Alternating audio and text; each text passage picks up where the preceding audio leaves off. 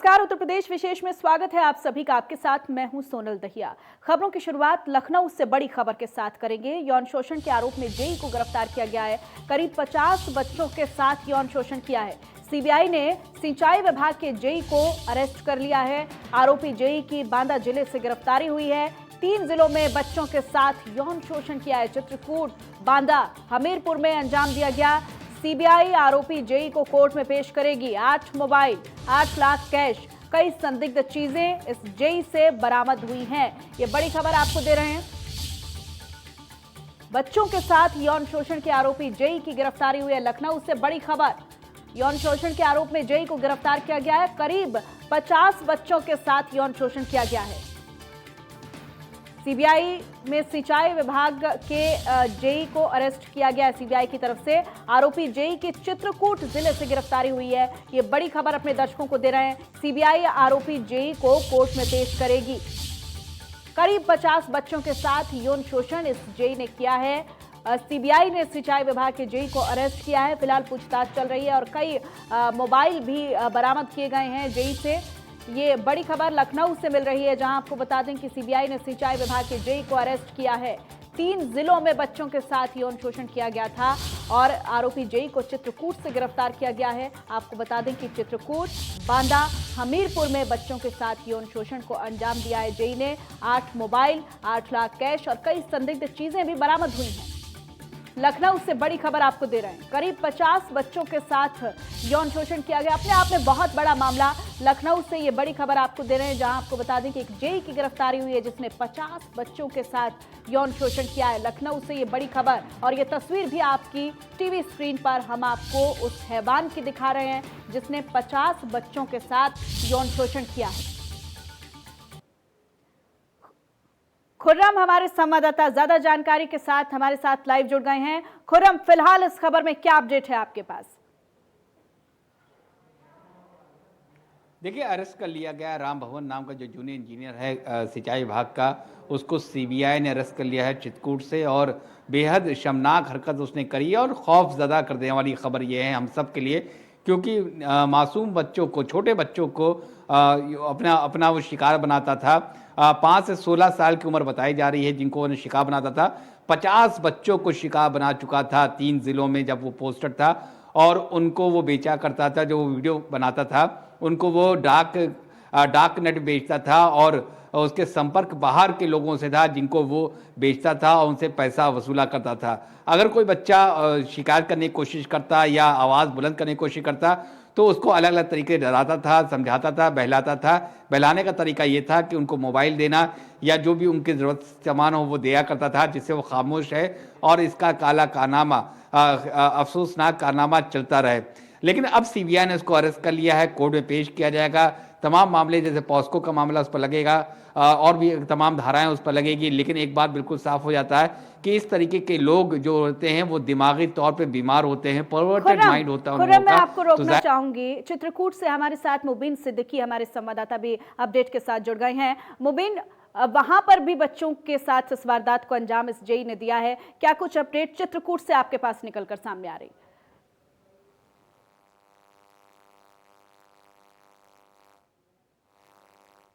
मुबीन, मेरी आवाज आप तक पहुंच पा रही है?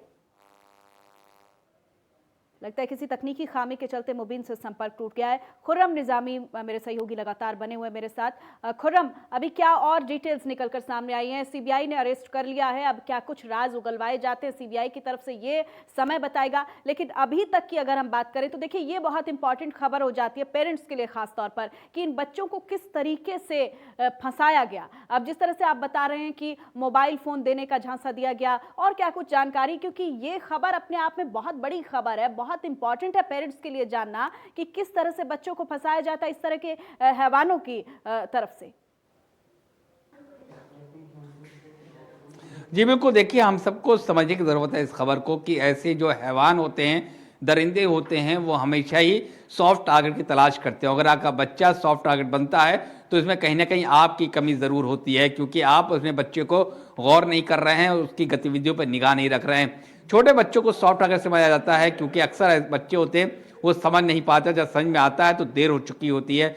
और जो एज ग्रुप आया गया है, जो एज ग्रुप जिसके साथ वो ये गंदी हरकत किया करता था, वो ऐसा एज ग्रुप होता है जब उनको इस सेक्सुअल एक्टिविटी समझने में बहुत समय लगता है या वो समझ नहीं पाते। यही वजह था कि वो पकड़ में नहीं आ पा रहा था और 10 साल से उसका ये कारनामा चल रहा था। और जब सीबीआई ने देखा, सीबीआई को मालूम चला, कुछ शिकायतें तमाम हुई होंगी कि इस तरीके के एक्टिविटीज़ हो रही हैं और उसको अपलोड उत्तर प्रदेश के किसी छोटे ज़िलों से किया जा रहा है, तो वो एक्टिव हुई और उससे पूरा खंगाला और जानकारी हासिल करी। जिसके बाद ये राम भवन नाम का जूनियर इंजीनियर पकड़ में आता है और उसके बाद वो उसको दबोच लेती है सीबीआई। डार्कनेट एक ऐसी एक्टिविटी के लिए बनाता है पोर्टल जहां पर काले कारनामे को अंजाम दिया जाता है, जहां पर सारी क्रिमिनल एक्टिविटीज़ होती है। डार्कनेट वो होता है और वो बाहर के लोगों से कांटेक्ट में था, उनको ये वीडियोस बेचा करता था जिससे उसको ठीक ठाक रकम मिल जाया करती थी और इसी लालच में वो आ करके वो लगातार ये काम कर रहा था। मैंने पहले भी कहा, ऐसे लोग क्रिमिनल नहीं होते हैं, ऐसे लोग पर्वर्टेड माइंड के होते हैं जो उनके जहन में गंदगी भरी होती है और वो उसको अंजाम देते हैं। तो ऐसे लोग पकड़ना बेहद ज़रूरी होता है समाज को बचाने के लिए।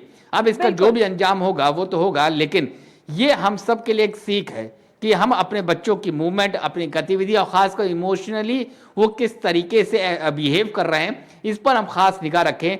नहीं तो हो सकता है कि जो दर्शक हमारे देख रहे हैं, कहीं ऐसा ना हो कि उनके बच्चे, खुदा ना करे, लेकिन उनके बच्चे भी ऐसे किसी पर्वर्टेड आदमी के शिकार हो सकते हैं। बिल्कुल खुर्रम, आप सही कह रहे हैं और इस तरह के मामले चूंकि लगातार बढ़ रहे हैं। अभी हमने देखा सोनभद्र में भी ऐसा ही खुलासा हुआ था पिछले दिनों।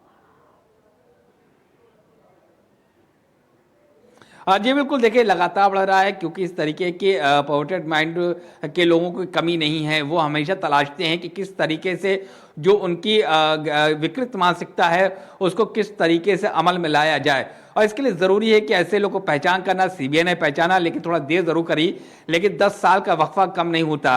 50 बच्चों को अपना शिकार बनाया था, जो अभी तक की जानकारी मिल रही है। लेकिन क्या वास्तव में ये संख्या 85 है और क्या ज़्यादा नहीं हो सकते? क्योंकि देखिए 3 जिलों में इसका पूरा साम्राज्य, काला साम्राज्य फैला। बांदा, चित्रकूट में पूरा बांदा, तो जाहिर सी बात है कि अब ये उसको और पूछताछ होगी तो मालूम चलेगा किस तरीके से डार्कनेट के जरिए वो अपना काला कारोबार करता था। वो ये भी मालूम चलेगा कि और लोग कौन कौन उस एक्टिविटी में शामिल थे। अगर हिंदुस्तान के होंगे तो जाहिर सी बात है सीबीआई उनको भी धर दबोचेगी।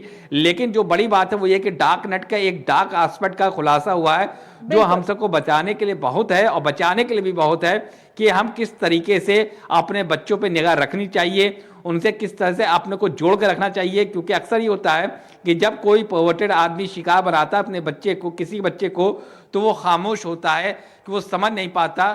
तो उसको समझना पड़ेगा बच्चों को और मूवमेंट पे निगाह रखनी होगी, क्योंकि कहाँ जाता है, किससे मिलता है, कहाँ अपना वक्त गुजारता है, ये सब निगाह रखना बहुत ज़रूरी हो गया है। क्योंकि ऐसे लोगों की कमी नहीं है और ऐसे दरिंदे अपने शिकार की तलाश में हमेशा रहते हैं। बिल्कुल, बहुत शुक्रिया आपका इस तमाम जानकारी के लिए। चित्रकूट से मेरे सहयोगी मुबीन भी मेरे साथ जुड़ गए हैं। अभी चित्रकूट से क्या डिटेल है मुबीन आपके पास इस खबर के बारे में? जी सुमन, मैं आपको बता दूं कि सीबीआई ने जो छापा मारा, ये जूनियर यहाँ पे सिंचाई विभाग में कार्यरत थे और इनको यौन शोषण के मामले को लेकर के इनसे पूछताछ की गई, इनके ड्राइवर से पूछताछ की गई और फिलहाल अभी इनके जो अधिकारी हैं एक्सेल वगैरह, वो इस पर कुछ भी बोलने को तैयार नहीं है। उनका कहना यह है कि ये विभाग से संबंधित नहीं है, ये इनका पर्सनल मैटर है, इसलिए मैं इस पर कोई बात नहीं करूंगा। ये एक्सेल सिंचाई विभाग का कहना है, भाग 1 का। मुबीन, इस तरह की जानकारी भी मिल रही है कि बच्चों के फोटोग्राफ्स की ऑनलाइन बिक्री की जाती थी, वीडियो बनाए जाते थे, वहां पर इसके बारे में क्या कुछ डिटेल है आपके पास? जी सुनो, जिस तरह से सीबीआई ने छापा मारा तो एक चित्रकूट में तो एक हड़कंप समझ गया कि यहाँ पर इस तरह इन्होंने काम की हरकत सरकारी कर्मचारी कर रहे हैं। इस तरह से यहाँ पे तो हड़कंप मचा हुआ है और जाहिर सी बात है ऐसे जो दुष्कर्म, ऐसे जो लोग हैं, जिन दरिंदे हैं, उनको सजा जरूर मिलनी चाहिए और सीबीआई ने छापा किया, आगे सजा जरूर मिलनी चाहिए, सबक जरूर सिखाना चाहिए ऐसे विकृत मानसिकता के लोगों को। मुबीन, बहुत शुक्रिया तमाम जानकारी के लिए आपका। और रुक करेंगे कुछ और खबरों का। भारतीय जनता पार्टी ने उत्तर प्रदेश में होने वाले विधान परिषद चुनाव के लिए 9 उम्मीदवार मैदान में उतारे हैं। विधान परिषद के स्नातक और शिक्षक निर्वाचन क्षेत्र के लिए 1 दिसंबर को चुनाव होगा, जबकि नतीजे 3 दिसंबर को आएंगे। लेकिन बीजेपी के लिए विधान परिषद की 11 सीटों, स्नातक और शिक्षक क्षेत्र में होने वाले द्विवार्षिक चुनाव में बेहतर प्रदर्शन करने की चुनौती और बड़ी हो गई है, क्योंकि बीजेपी ने वाराणसी और गोरखपुर में अपने प्रत्याशी नहीं उतारे हैं। वहीं उच्च सदन में बड़े दल की भूमिका निभा रही समाजवादी पार्टी के सामने प्रतिष्ठा बचाए रखने का सवाल भी है। विधान परिषद के अंदर दशकों से दबदबा बनाए रखने वाले शिक्षक संघों को भी राजनीतिक दलों की सक्रियता बढ़ने से इस बार वजूद बचाने के लिए एड़ी चोटी का जोर लगाना पड़ रहा है। पिछले चुनाव की अगर बात करें तो शिक्षक संघों को बड़े उलटफेर का शिकार होना पड़ा था और ऐसे में इस बार राजनीतिक दलों का दखल बढ़ने से संघर्ष और कड़ा होगा। कर्मचारी संगठनों के भी मैदान में उतर आने से मुकाबला और ज्यादा रोचक होने की संभावना है।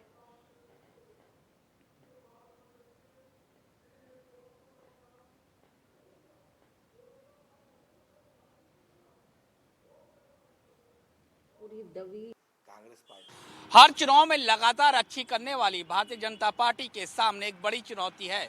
विधान परिषद के 11 सीटों पर होने वाले चुनाव, जिसमें शिक्षक और स्नातक क्षेत्र है, उसमें अच्छा करने की हर एक रणनीति अपनाई जा रही है।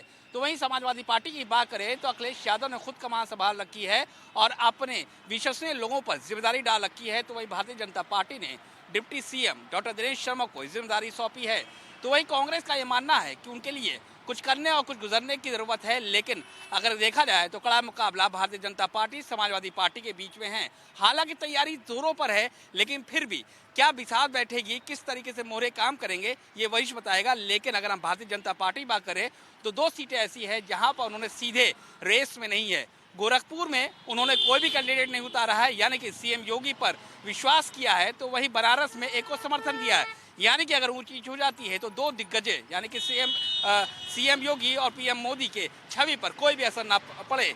लेकिन देखने वाली बात यह है कि किस तरीके से कौन अपना जगह बढ़ाती है विधान परिषद में, किस तरीके से दूसरे के खेमे की सीट अपनी तरफ खींचती है, ये तो वक्त ही बताएगा। लेकिन एक बात जरूर है कि इस बार का चुनाव, विधान परिषद चुनाव, भारतीय जनता पार्टी के लिए बेहद खास होने जा रहा है, क्योंकि पहली बार सिंबल पे लड़ रही है भारतीय जनता पार्टी इन सीटों पर। और संगठन की संरचना है भारतीय जनता पार्टी, उसकी ताकत पर भी उनको बड़ा नाज है। और देखना यह है क्या ताकत इस बार उनको विधान परिषद में 11 में से कितनी सीटें जिताएगी। तो वहीं समाजवादी पार्टी भी नजरें तेज की हुई है कि ज़्यादा से ज़्यादा वो जीत सके। यही वजह है कि हर एक प्रत्याशी अपने क्षेत्र में बेहतरीन तरीके से कैंपेन कर रहा है, यकीन दिला रहा है कि चाहे स्नातक हो या शिक्षक, अगर कोई उनके लिए आवाज़ उठा सकता है तो वो उनकी पार्टी है। अब नतीजे क्या होंगे ये तो वक्त ही बताएगा। वीडियो जर्नलिस्ट रोहित के साथ खुर्रम निज़ामी, इंडिया न्यूज़ लखनऊ। और विधान परिषद चुनाव को लेकर बीजेपी की रणनीति के बारे में डिप्टी सीएम दिनेश शर्मा से खास बातचीत की है हमारे संवाददाता खुर्रम निज़ामी ने। विधान परिषद चुनाव को लेकर भारतीय जनता पार्टी ने पूरी तैयारी कर रखी है। क्या है तैयारी, किस तरह करेंगे? डिप्टी सीएम दिनेश शर्मा साहब को पूरी जिम्मेदारी सौंपी गई है। सर, आप पे जिम्मेदारी है विधान परिषद चुनाव की, कैसे तैयारी है, क्या कर रहे हैं आप? नहीं, देखिए, सामान्य चुनाव के तरीके से हर व्यक्ति अपने मतदाता सूचियों का मिलान, उनसे संपर्क, क्योंकि ये चुनाव विधान परिषद का और विधानसभा का चुनाव अंतर होता है। विधान परिषद के चुनाव में प्रत्याशी का प्रत्यक्ष रूप में अपने मतदाताओं से संपर्क ही काम आता है। शिक्षक क्षेत्र में, शिक्षक निर्वाचन क्षेत्र में भी चूँकि तमाम विद्यालय खुले नहीं हैं, इसलिए वर्चुअल भी और तमाम अन्य साधनों के माध्यम से प्रत्याशी को संपर्क करना पड़ रहा है। तो ये सारी चीज़ें हैं। मतदाता केंद्रों के हिसाब से बूथ की रचना करना, उसको संपर्क करना मतदाताओं से, और लोगों को जिम्मेदारियां अपने क्षेत्र वाइज, क्योंकि ये बड़ा क्षेत्र होता है, कई ज़िले इसमें सम्मिलित होते हैं, तो हर ज़िले की अलग व्यक्ति को जिम्मेदारी देना, ये सारे काम चुनाव की तैयारी के संदर्भ में होते हैं। और चूँकि ये काफ़ी 6-7 ज़िले आते हैं, इसलिए एक प्रत्याशी का प्रत्येक जगह पर भ्रमण नहीं हो पाता, तो इसलिए अलग अलग क्षेत्र के संयोजक होते हैं, वो लोग इस चीज़ को देखते हैं। पहली मरतबा बीजेपी इस तरीके चुनाव लड़ रही है, सिंबल पर चुनाव लड़ रही है, क्या माना जाए कि इसको बेहद गंभीरता से लिया रही, आगे क्या रणनीति होगी? क्योंकि पहली बार सिंबल पर चुनाव लड़ रही है भारतीय जनता पार्टी। नहीं, सिंबल तो नहीं कहेंगे इसको, पार्टी की अधिकृत प्रत्याशी के रूप में हमारे गोरखपुर को छोड़ के बाकी सभी जगह लड़ रहे हैं। वाराणसी में हमने समर्थन दिया है और बाकी जगह हमारे अधिकृत प्रत्याशी हैं।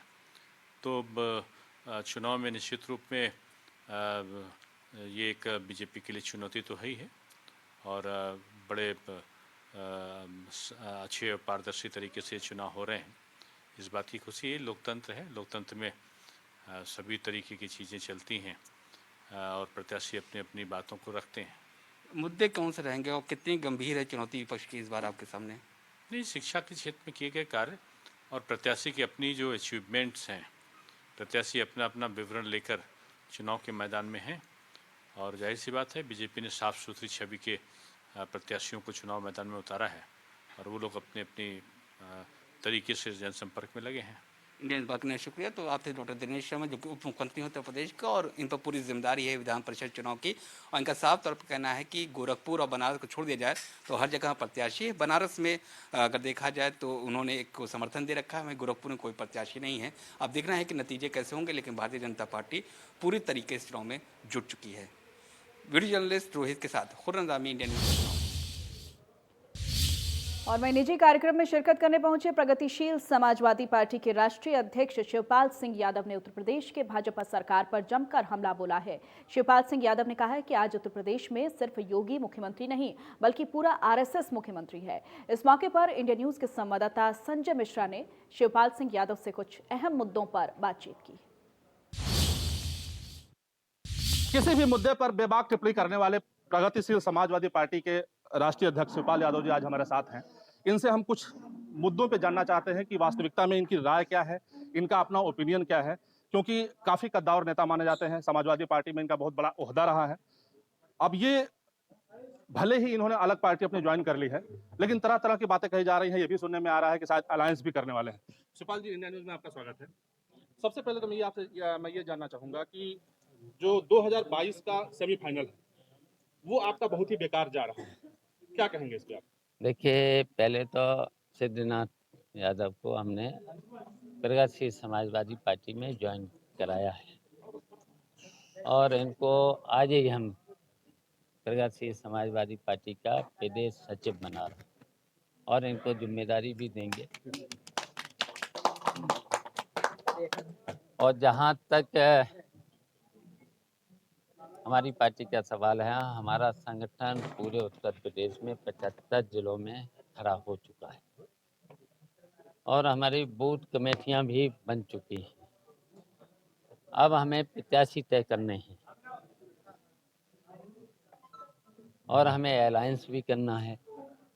भारतीय जनता पार्टी की सरकार को उत्तर प्रदेश से हटाना है और इसलिए हटाना है, इन्होंने जो वादे किए थे तो वो वादे पूरे नहीं किए हैं। इनके सभी वादे खोखले निकले हैं।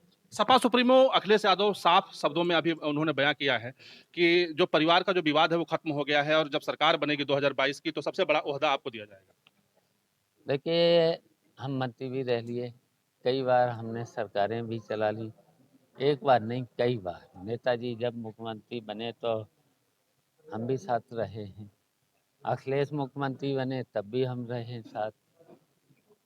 तो ओहदे का हमें कोई लालच नहीं है, केवल हमारे मन में है कि भारतीय जनता पार्टी हटे और जनता को राहत मिले। यानी पूरी तरीके से आप अखिलेश यादव के साथ में हैं? देखिए, अभी तो कोई ऐसी बात हमसे तो नहीं हुई है, अब जब हमसे बात हो तो पता चले। लेकिन हमने तो 1 साल से कहा, लेकिन अब मुझे कुछ नहीं कहना, अब उनकी तरफ से बात आना चाहिए, बात होनी चाहिए। बिहार में तेजस्वी की बयार थी, बहुत तेजी से ये रूमर फैल रहा था, लोगों में ये कयास लगाया जा रहा था कि तेजस्वी जीतेंगे, हर हालत में जीतेंगे।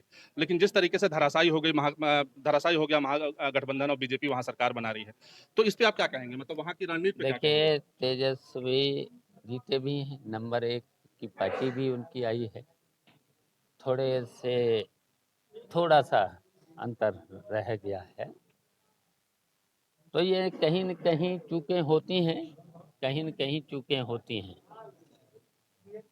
क्या इसमें कुछ ईवीएम या मतलब कुछ ऐसा केंद्र सरकार द्वारा कुछ जैसे घोटाले का आरोप लगाएंगे आप? देखिए, ईवीएम पे भरोसा नहीं है, जनता को भरोसा नहीं है, अब किसी को भरोसा नहीं है, विपक्ष के लोगों को किसी को भरोसा नहीं है। बैलेट पेपर चुनाव हो तो पारदर्शिता दूर से दिखेगी, तो होना चाहिए अब बैलेट पेपर से। भाजपा की सरकार कहती है कि हम किसानों के लिए हम सब कुछ करने को तैयार हैं। दूसरी तरफ किसान प्रताड़ित किए जा रहे हैं, पराली जलाने पर उन्हें जेल भेजा जा रहा है। इसके लिए क्या विरोध करेंगे? देखिए, एक पराली बिजली में से परेशान है। हमने तो देखा है जिनके छप्पर पड़े हुए हैं, टीन पड़ी हुई है, जो महिलाएं 5-5 हज़ार पर नौकरी कर रही हैं, उन पर 10,000 15,000 का बिल आ रहा है, तो कैसे दे पाएंगे? किसानों को अभी कई जगह मैंने देखा प्रदेश में सूखा पड़ा था। मैंने तो ट्यूबवेल का पानी फ्री कर दिया था, नहर का पानी फ्री कर दिया था, और हमारे ज़माने में नहरें कभी बंद नहीं हुई, पानी चल के रह जाता था। आपने देखा, हमने देखा पिछले साल गेहूं की फसल जब सूख रही थी, लास्ट में आने वाली थी, नहरों में पानी नहीं था, और फिर वहाँ तो छोड़िए, मार्च, अप्रैल, मई, जून 4 महीने नहरों में पानी नहीं आया। और यहाँ तक कि देखिए, अंग्रेज़ों के ज़माने में भी 2 बार पानी नहरों में पशु पक्षियों के लिए, जानवरों के लिए और पशु पक्षियों के लिए छोड़ा जाता था। फिर तीसरा दशहरा का पर्व आता है, उसमें सब लोग नहाते हैं दशहरा को गंगा के पानी। अब की बात पता लगा लो, पानी नहीं आया, भारतीय जनता पार्टी की सरकार है।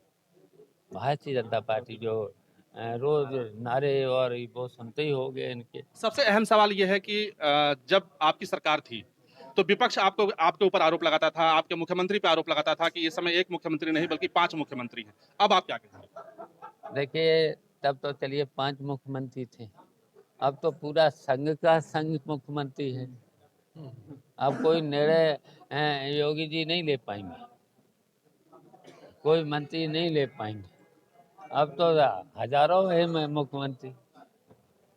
अगर हम आपसे बहुत छोटे शब्दों में पूछें कि उत्तर प्रदेश का कानून व्यवस्था, उत्तर प्रदेश में भ्रष्टाचार, इन सभी चीजों को देखते हुए अगर 1 में से 10 नंबर अगर देने की बात कहें अगर हम योगी सरकार को, तो कितना नंबर देंगे आप?